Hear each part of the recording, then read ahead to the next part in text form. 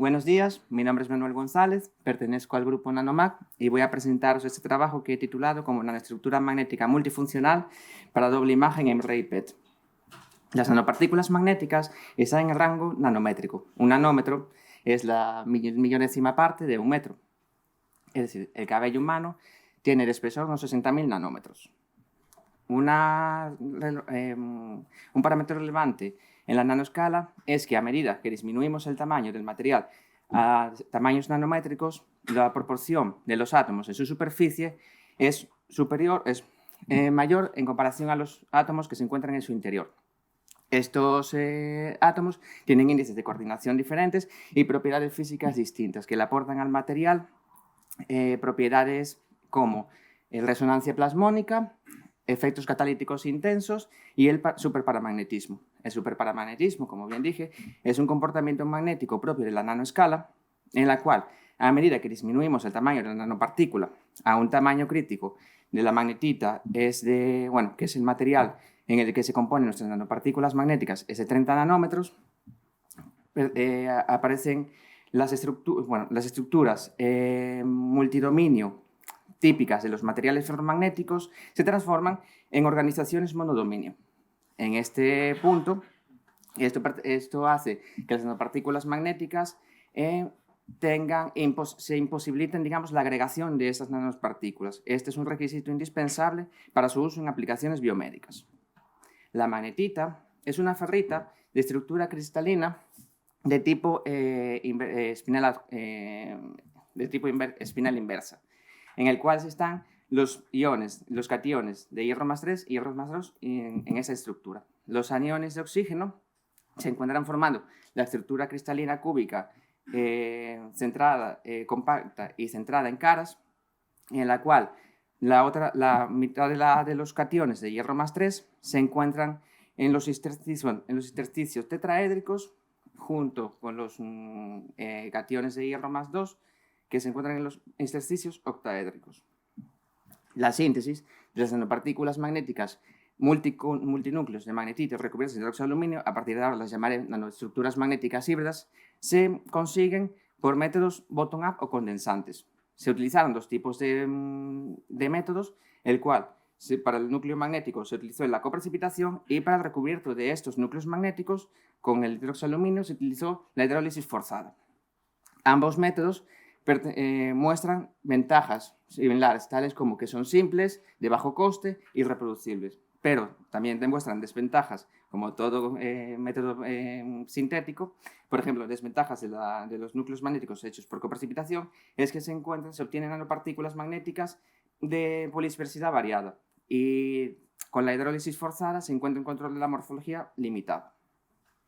Entre las aplicaciones biomédicas de diagnóstico por imagen, cabe destacar la imagen de resonancia magnética. Esta utiliza nanopartículas de magnetita, ya que poseen propiedades como agentes de contraste en negativo o en T2, que le aporta a la imagen ventajas como una alta resolución espacial.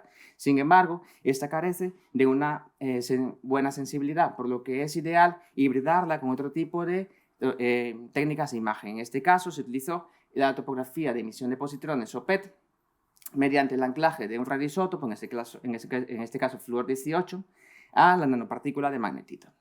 Esto aporta la hibridación de ambas imágenes, aportan a la imagen de diagnóstico una alta sensibilidad y una alta resolución espacial, entre otras.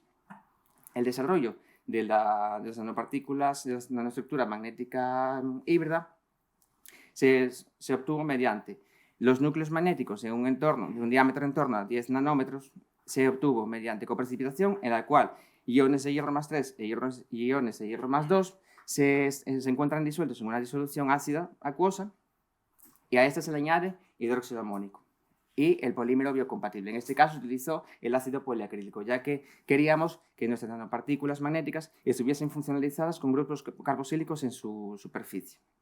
Una vez obtenido estas nanopartículas magnéticas, se procedió a su recubierta con hidróxido de aluminio. En ese caso, se obtuvieron mediante el método de hidrólisis forzada, utilizando esas nanopartículas magnéticas previamente sintetizadas mediante coprecipitación, con una disolución que contenía cationes de aluminio más 3, urea y se deja a temperatura de 98 grados durante 1 hora y media. Una vez obtenido el material, se procedió a su evaluación, su caracterización físico-química. Primeramente, se determinó su estructura mediante difracción de rayos X, imagen a la izquierda, en la cual vemos que ambos difractogramas coinciden las distancias e intensidades de los picos al patrón teórico de la magnetita.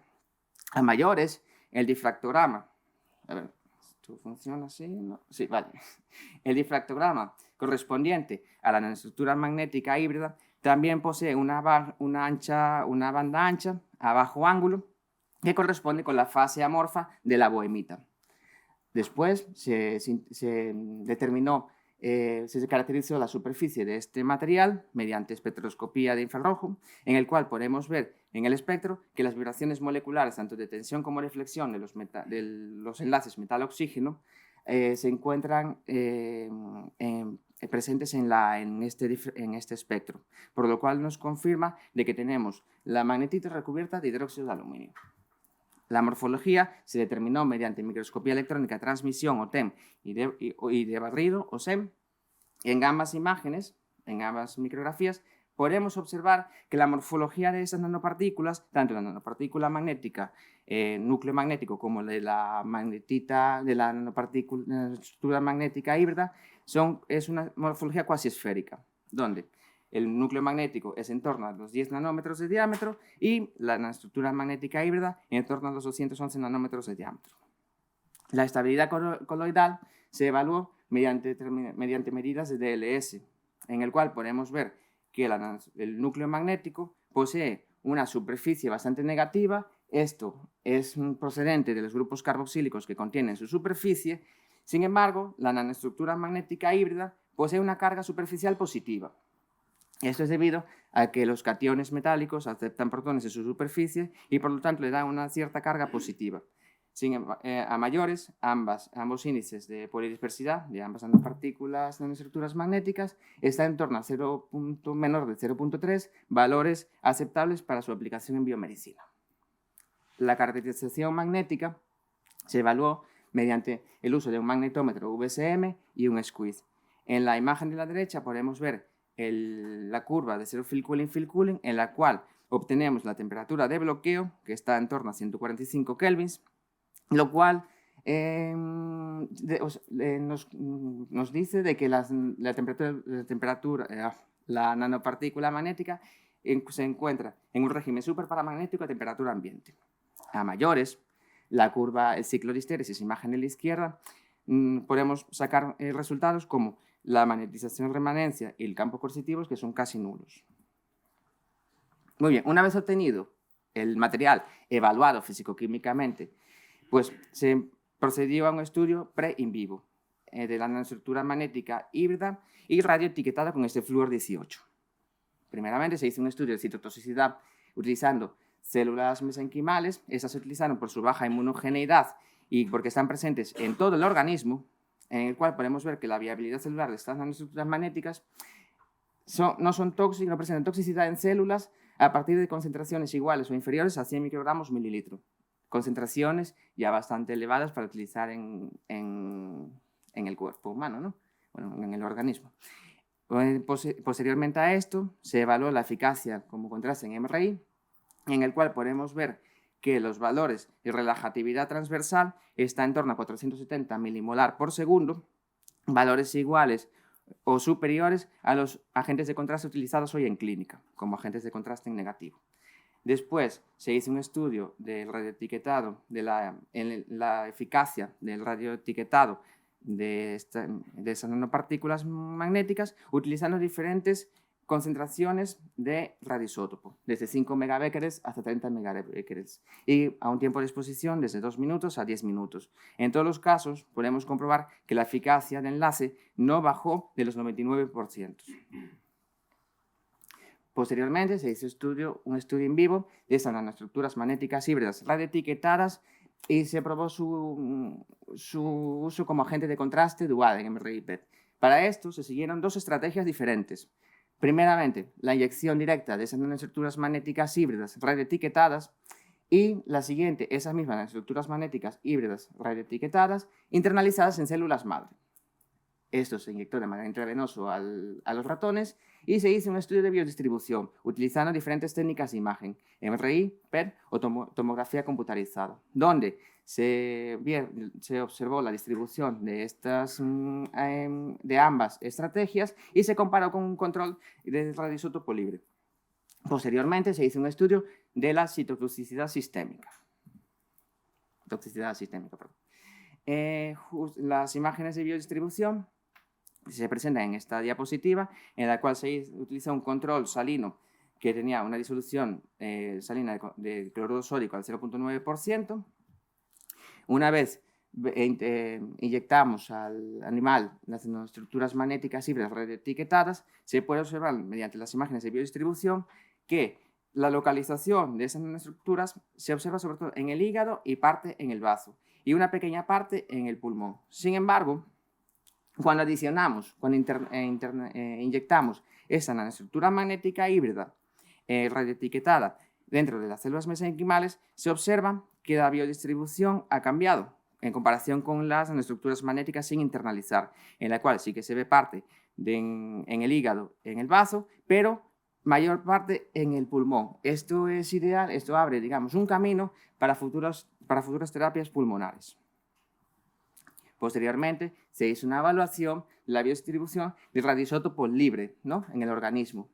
Se hizo estudios de biodistribución utilizando dos técnicas híbridas de diagnóstico por imagen. Una es la PET-MRI y la otra es con PET-CT.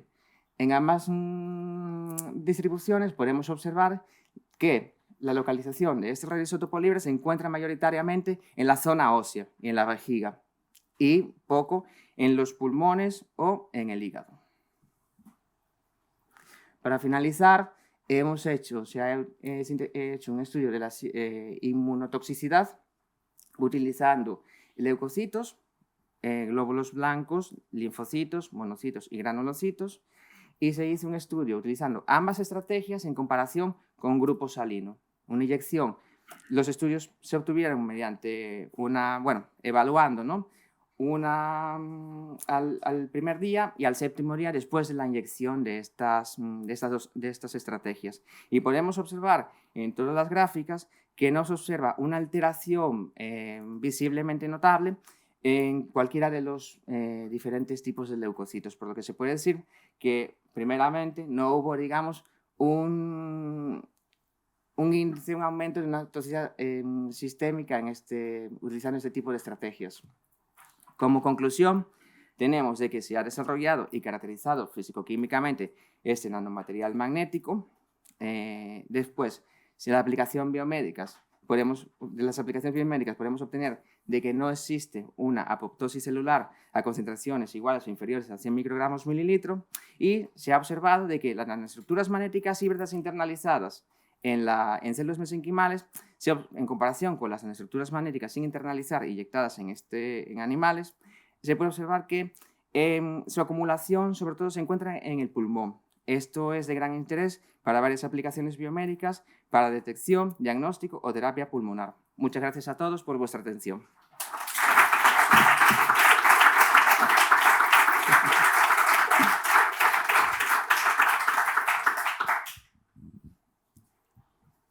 ¿Preguntas?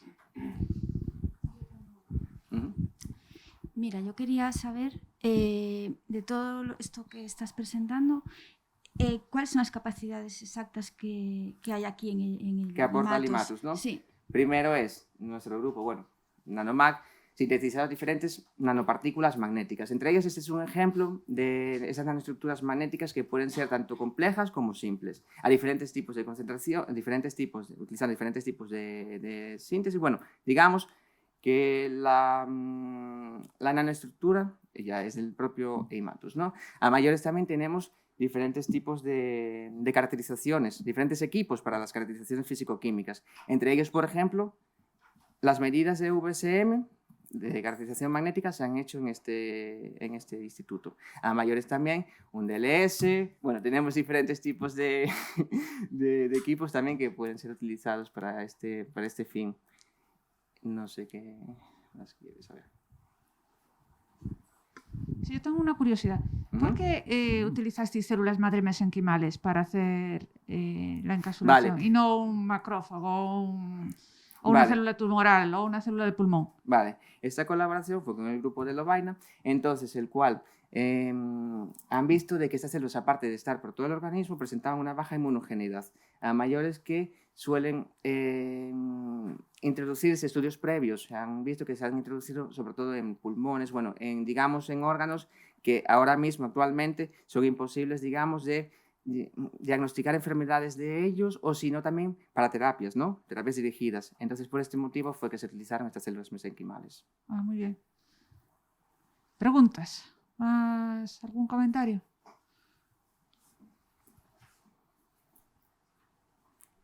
No. Pues entonces damos las gracias de nuevo.